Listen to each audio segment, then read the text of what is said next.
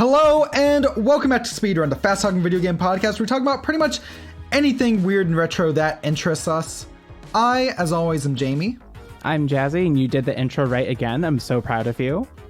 Thank you. I've been real consistent with it. I've actually been remembering it. But today we have a very special guest, someone we've actually talked about a few episodes back about really wanting to have on the show to talk Dreamcast, and that is the one and only Adam Koralik from Figure It Out Productions. Hey everybody. Welcome to the show. You kind of set me up with, like, that's a high bar. You got to lower the expectations for the viewers. They got to listen and be like, oh, this is like mediocrity. Go into it with mediocre expectations, guys. I'm telling you, you don't go into it being like, oh, there's this guy, the one and... No, that's way too nice. So thank you. No, absolutely. For the uninitiated, Adam Koralik has been on YouTube for a long number of years and has done some really incredible videos. He does a series called Playload. He does a bunch of retro console repair guides, generational recaps. He was on Game Society Pimps. You've likely seen or heard him before in some shape or form if you're at all in the retro community. Yeah, I'm geriatric, dude. I've been around. I'm a YouTube dinosaur. I've been on YouTube for 12 years. Like, there are now, I'm getting to a point where there are more and more people who watch the channel who are younger than the channel. And oh my God. I know, it's awful when you hear that. I mean, one of my all-time worst moments, it should have been a great moment, but it was one of my worst moments, is I met Scott the Woz, and I didn't know who he was. But he was like, oh, dude, I grew up watching you. And I was like, all right. And then later find out, like, who he is. I'm like, so this dude grew up watching me. That's great. Oh, no. Wow. Yeah, anyways, sorry. So my point is I'm old. But you know, you provide a lot of valuable resources. You know, I think it's fair to say that if it weren't for you teaching the world about the Yakyuken Special. Hey, I'm happy to do it. Everybody needed to know about it. It's Jazzie, have I told you about the Yakyuken Special for Sega Saturn? Please give me the tea. Would be fair to say it's just strip rock paper scissors. Yeah, that's all it really is. It's literally rock paper scissors. And when you win, you see these like Japanese girls like dancing, and when you win, they lose an article of clothing, and when you lose, they just keep the same clip going until you eventually lose because the game itself cheats. And I felt the need to make a video about this game and show the world that this exists. And there's a follow-up to that. I now own that game on the 3DO as well, so, you know. Oh my God, on the Too 3DO. legit to quit, yeah. On the 3DO, why? Because I was in Japan and I saw it, and I was like, why not? Exactly. There you go. That sounds way too similar to a fairly heated night of Scrabble at a convention. Jesus Christ, strip, rock, paper, scissors. Yeah, apparently that's what that actually... I didn't know it was a cultural term. One of the times I was in Japan, I mentioned it to a friend of mine. He's like, oh yeah, no, that's... A Yakyuken is that. It's like basically that game with stripper context. I was like, oh, they made a video game out of that. Okay, all right. So I'm definitely not Googling that right now. But Adam, one of the things that you're best known for is you have not just a complete Dreamcast collection, but one of the most incredible collections of Dreamcast-related merch that I've ever seen. Thank you. It's weird that you can be known for just owning crap, but yes. You know, yeah, because you have every game from all regions? Yeah, okay, so basically how that worked was I got the entire American set, which is 248 games, plus a couple of like oddities like the Shenmue Limited Edition, the Sonic Adventure Limited Edition. And then after that, I focused on all the European games that we never got in North America because they'll always have an English option with the exception of one game, which is Taxi 2 Les Jeux, which was a French-only game. Not to be confused with Crazy Taxi. So that's like, off the top of my head, it's like 32 additional titles, 31, something like that. And then after that, I went for every single Japanese game that never came out in North America or came out in Europe, with, again, a handful of exceptions where it was something special like a Shenmue or a Sonic Adventure, where I was like, oh, okay, I kind of want to own multiple versions. And that is, I want to say, an additional like 300, 400 games, something like that. No, it must be more than that, because the entire... Yeah, it's probably around like 400-ish. Yeah, because the entire set plus, and I'm sure we're going to talk about it at some point, all the newer physical indies, if you combine all that, you're just south of about 800 original Dreamcast titles. Jeez. Yeah. That's incredible. And so I'm going to go ahead and I'm going to start the timer. But so when you did that, because you've had that, not counting homebrew release, of course, but that complete set for how many years now, would you say? I think I finished it in 2008. So, again, like older than the channel.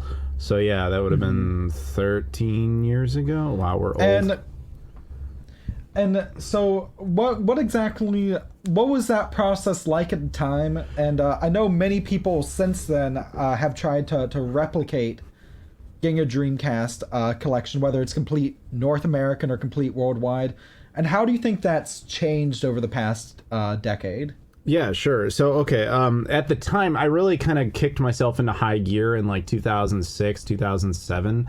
I don't entirely remember what motivated it, other than just like Sega's never making another console, and I just want to do this. I was in the right place where I was just kind of being dumb. I was, just in college, and I was just like, I've got some excess money here from, working, and I want to do something stupid with it while I'm that age. So I was like, okay, I'm going to go out and buy these games. And at the time, Dreamcast stuff was not common. It never was, but it was extremely worthless. Like, if you could find it, nobody cared about it. And that would extend to things like, online retailers as well. Like, you could find, Project Justice, which is now a very expensive Dreamcast game, for like $10, because people are like, nobody wants this stuff. There was a phase where Toys R Us, rest in peace in the US anyway, they were hanging on to their Dreamcast inventory as late as when they went out of business only a couple of years ago. It was there forever. So you could go in and buy like Space Channel 5 for $5, and it was just still there because, they couldn't get rid of it. Nobody wanted it. So I was like, you know what? Why not? So I was just like gobbling up all these games. And as I was getting closer to it, combined with the games I had when the console was relevant, I was like, you know what? I could probably do this. I could probably pull off a full North American set, was as far as I was going to go. And then once I did that, I was like, let's see how many European exclusives there are, for the same reason I stated before, which is the English language option is very awesome. And to find out there was only 32 of them, and I already had, I think at that point I had Shenmue 2, and I had, I think, Rez. And so I was just like, this wouldn't be that bad. So I tracked them down. The Japanese stuff was the hard part, because, at the time I wasn't going to Japan. So I just looked on, websites, and I think it was Play Asia that was the big hit there, because they had tons of it. And, I contacted them and I was like, can I do like a big mass shipping thing? And they were like, yeah, whatever, we don't care. Because again, to them, it was just junk. And the same with the handful of eBay lots that I think I did at the time, which was I would contact the seller because they would have like the one game I needed, but they would also have just a few other, just commons with it. And I would say, can you just, hang on, let me group all this together and just, get a bigger order together. And they would do it. And it really wasn't that hard. The hardest part back then was just figuring out all the Japanese releases that existed. And the majority of them were easy enough to track down. There was only a handful where it was super tricky. And we can get into that later if you want. But to evolve into the next question you asked about how it's changed, the funniest part about that is I had no idea, because once I was done, I had totally tuned out of it. And then at some point, I think I made a video talking about, this game doesn't cost that much, blah, blah, blah, because I was still operating on like decade-old information. And someone was like, are you insane? Like, this is what has happened. And I looked it up. I'm like, wow, how did Mars Matrix go to like $200 a copy? I remember this. You could not get rid of these at Toys R Us. Like, they had a $5 bin full of them. Nobody would take them. And I'm like, when did that happen? So I'm not as attuned to what the current ecosystem is, other than to say that it's much more expensive than it was when I did it. No, absolutely, because I remember, funny enough, after stumbling across your channel, probably 2013, I want to say, I remember even then I was able to pick up a Dreamcast with the original Shenmue for, I think, $40 total from a game store in Texas. Yeah, that's about the price here in Ohio that it was going for. Yeah. Yeah, that was about average. But that's not possible nowadays. Not unless you just find someone who's like having an estate sale or something, where they just don't know what they even have. You're not even likely to get lucky at a Goodwill with that type of thing anymore. To be fair, I think it'd be fair to say for game collecting in general that thrift stores ain't what they used to be. Not even close. The secret is too out now. Like, everybody knows to go do that. We do have to factor in that we are in the middle of a pandemic, and that has really messed up that bubble, if you will, of pricing. I do think that there's going to be a big drop as soon as, let's say, everything quote unquote goes back to normal. But even then, you're not getting back down to like $5 Dreamcasts anymore. Mm-hmm. Do you think that one of the things that helped drive up prices for like very specific games like Phantasy Star, for example, that innovations like the Dream Pie, do you think that really kind of like kicked it into high gear again with servers like Shitstack that are servicing older games like Phantasy Star or anything like that, or like any mods that are like revitalizing the scene? See, that's a very good and very specific question tailored to that game, and you could be absolutely right about it. I'm not much of a Phantasy Star guy, but in general, what happens with retro gaming is, let's say a console comes out, it has its time in the sun, and then it stops. After that happens, basically the inventory becomes worthless, and that's how everybody kind of starts purging it because they're preparing for the next generation of stuff and so on. And you usually get about 2 or 3 generation cycles of that before the generation that had those as kids become old enough that they now have income, they have desire to basically rebuy their childhood, and that's what shoots the prices back up. And then what eventually happens is that same group of kids is now like, okay, I had my fun, I rebought my childhood, but now I gotta get a house, I have a kid coming, I gotta get rid of all this stuff, and then you have a big drop, and it never really comes back from that point. Case in point would be something like the Atari 2600. Like, it had its time, it became worthless, it became valuable again, then it became worthless. And we're at the phase now where basically Super Nintendo, if you remember just a few years ago, Super Nintendo, Sega Genesis, NES, that's what everyone was buying, because those kids, the mid-'80s kids, were doing that, and now they've all like, yeah, I'm getting rid of my collections, I want to buy a house, whatever. We're in that phase now where it's all the 6th gen stuff that's valuable, namely Dreamcast and GameCube being at the top. To a lesser extent, PlayStation 2 with very, very specific titles, because the PS2 library is so insanely big that people aren't really doing full sets. And then for some reason, original Xbox, like, just nobody cares, except me, I care, but nobody really cares about OG Xbox collecting. But my guess is the pandemic kind of put that on crack, but as soon as this is kind of over, I'm betting you're going to see a fall, and then probably a couple years later, a much bigger fall. That's my guess.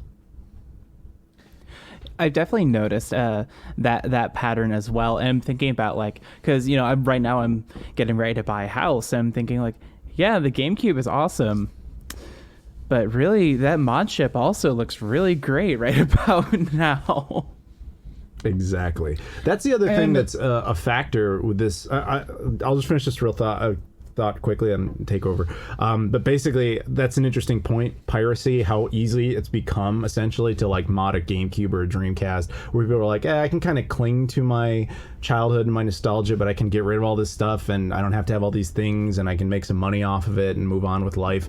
That option didn't necessarily exist for the longest time, but it has been around for at least, say, the Genesis, the SNES, the NES Master System, and it didn't really kill them. So it's kind of an interesting point. I think, honestly, the pandemic is the biggest factor currently, the X factor, I should say. Anyway, I'm sorry, I didn't mean to interrupt you.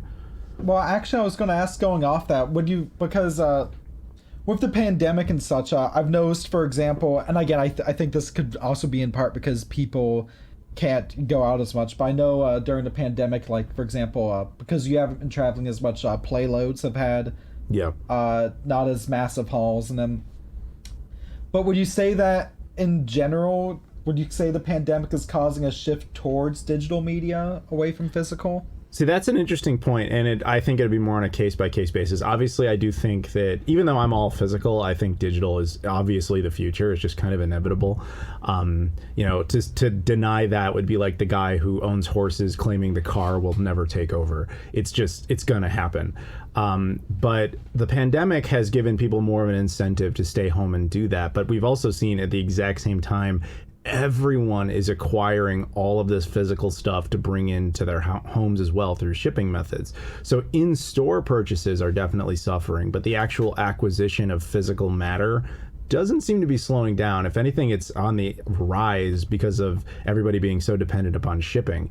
So I think that'll be an interesting, when we have the final stats on that in a couple years to see how that played out. But if it was solely aiming towards the direction of favoring digital, then we wouldn't have this big retro boom that we're currently dealing with.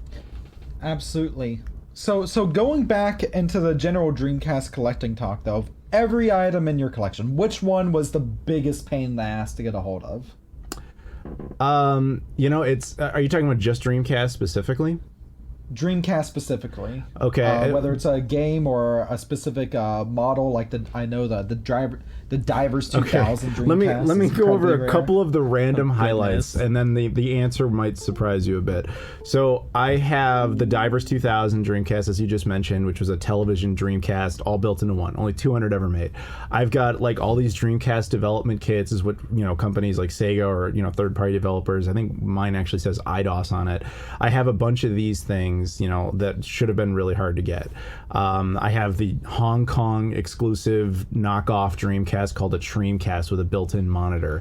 I have the Resident Evil Claire edition, only 1800 ever made Dreamcast. I have all the games. I even have the super rare game called Grauen no Torikagu Capital 6, which basically means like the birdcage.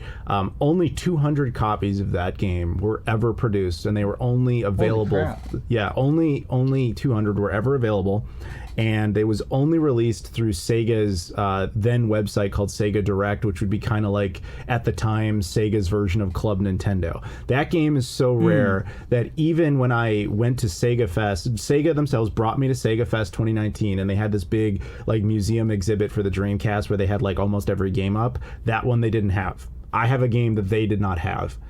And Holy even crap. that is not the answer to the question. The answer to the question is stupid as hell. It's a game, an indie game for the Dreamcast called Dream Para Para, which was originally, I think it was a Konami PlayStation 2 game, and for some reason, some guy in Hong Kong decided to port that game to the Dreamcast and built its own special controller for it.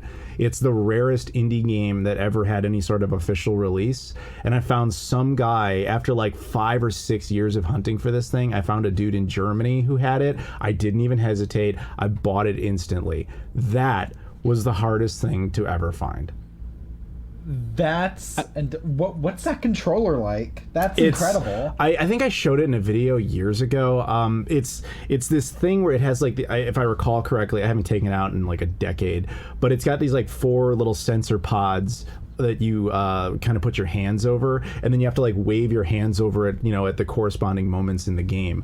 But that game is like the game absolutely requires the controller. Like it won't even boot without it. It'll basically go to a menu that says like you don't have the controller and just turn itself off. So it's like the most impossible game to pirate because you had to have this one particular controller that was only made by some guy in Hong Kong for a very limited amount of time. So that was by far the hardest one. Yeah, somebody. You just posted a picture of it there in the Discord. Jazzie and our recording via Discord. Jazzie just shared a picture of it in the call that we're recording over, and I like how one of the links is from Starland, and that's $29 worth of trade credit right there. I was going to say, yeah, that's a fat $29 a trade credit for something there's only one of 200 of. Something tells me that price is a little low. Well, see, I don't know how many of those were produced. I just know it was a Hong Kong production. But I mean, that picture is the same one that's been floating around for a while by Mayu. I mean, I'm friends with that guy on Facebook. Like, it's a small community of people who actually have that thing. In fact, I think he's German too, so he might have actually been like the guy who sold me one, for all I know. I'm just saying that particular release is extraordinarily uncommon. I mean, it's not really valuable because I don't think anybody really knows about it, and that's where you get into like the oddities of collecting. Is it valuable when no one knows it even exists? You know what I mean?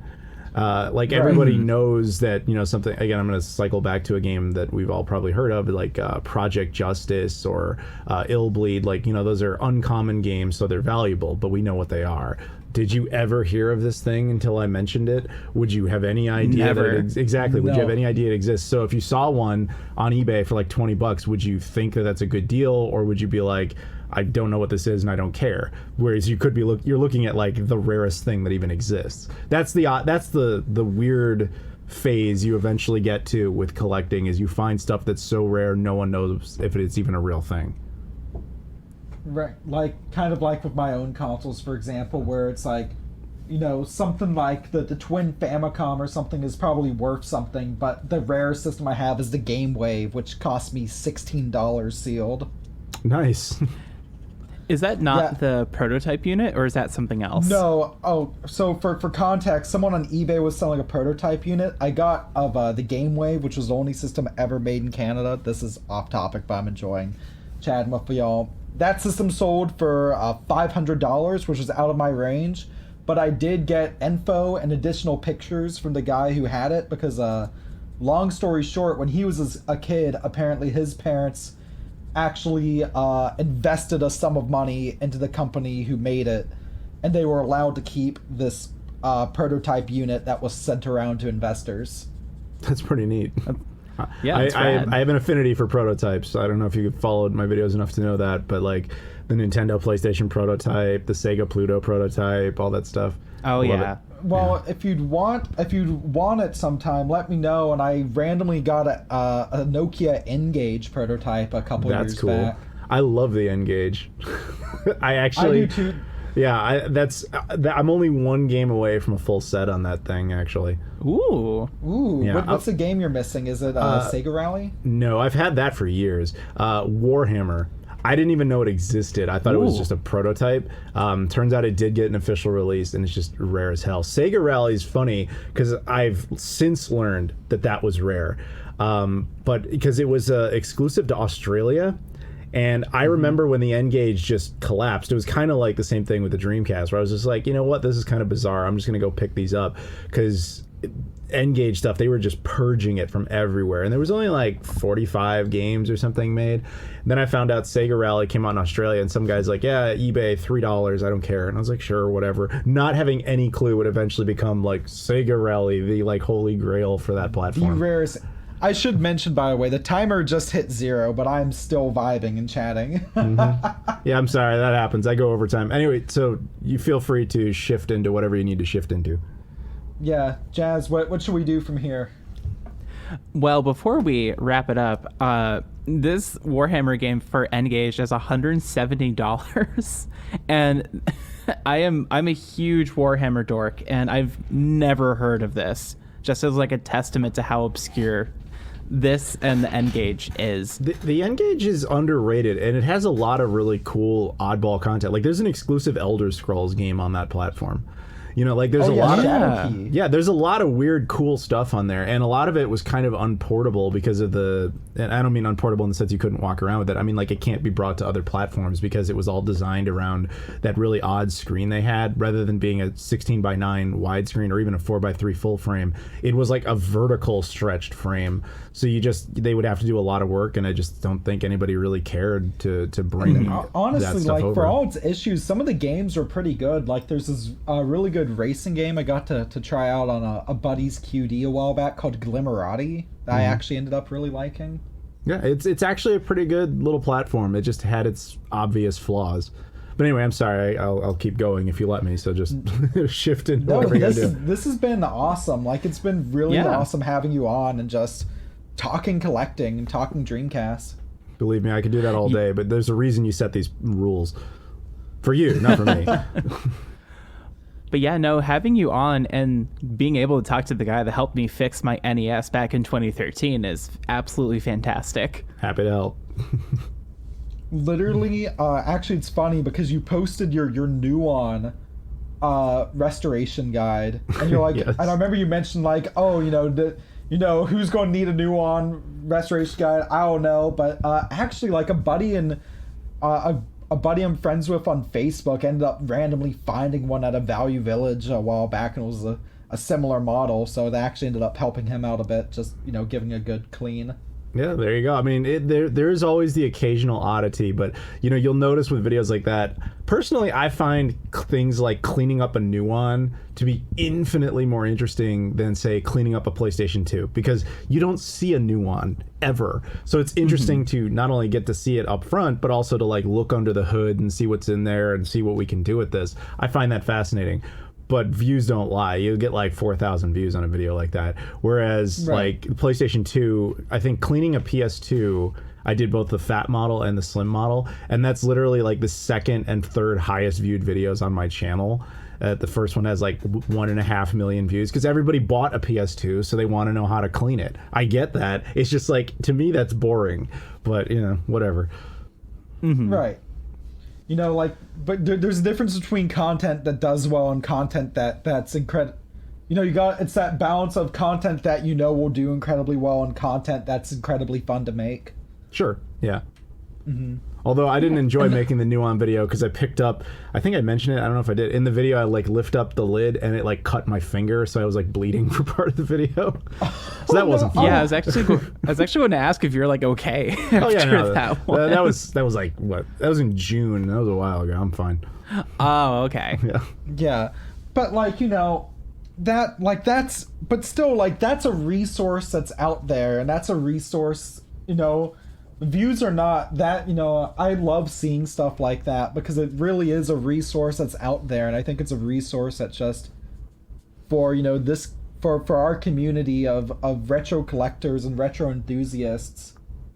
I really do think it's a fantastic resource that you've made there. Well, thank you. The funny thing is I didn't start it to be that way. I just kind of was like, I don't remember what the first one was. I think I just had like a junk console sitting around, and I was like, I gotta clean this thing anyway. Let's just film it. I did not think people were gonna give a crap, but that's usually how that works. So before we end off this episode, Adam, where can people find you online? So my name's Adam Koralik, and you can find me under that name pretty much anywhere. YouTube, Facebook, Instagram, Twitter, Patreon, Discord, whatever. I'm all around. Thank you. And of course, seriously, check out all of his vids. Gamerade's great. Playload's awesome. The Japan guide you did was actually really great as well. Yeah, I'm happy to have done that one. Because I guess we don't need to go into that too much, but basically, like, hey, if you ever need to go to Japan and you're like trying to buy stuff, like, trust me, the video's long, but it will help you. It's a great guide. And of course, this podcast was made possible in part by Podbean. Podbean is the platform that hosts this podcast and puts it out on platforms such as Apple Podcasts and Spotify. And you can get paid hosting through Podbean. Jazzie, did you know that? I was unaware. I was totally aware. I was totally unaware. Yes, and if you would like some podcast hosting of your own, please do it. We need more great retro podcasts out there. Then go to podbean.com/speedrun or use the code speedrun at checkout and help us out a little bit. So, Jamie, did you know that we have a Patreon? We also have a Patreon. Speedrun is a part of Stuff We Play. You can find us at youtube.com/stuffweplay or back us on Patreon for early podcast episodes at patreon.com/stuffweplay. In addition, Jazzie, isn't there another thing we need to plug as well this episode? I think that's it. I think that's it. You think so? And finally, finally something that's not us asking for money to end off on. I'm sorry. To be fair, though, Jazzy, you do a fantastic job. Oh gosh, thank you.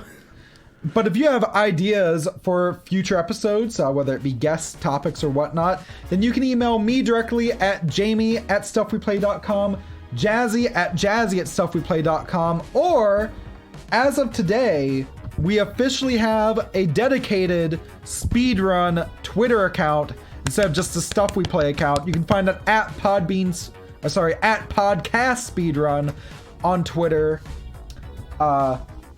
Because we wanted an account that both Jazzy and I could post podcast updates on instead of just posting them on my personal. So yeah. So with that, I've been Jamie. I've been Jazzy. And that has been Adam. Yo, what up? I've been me. And thank you very much for listening. Stay classy, and we'll see you next time. Bye.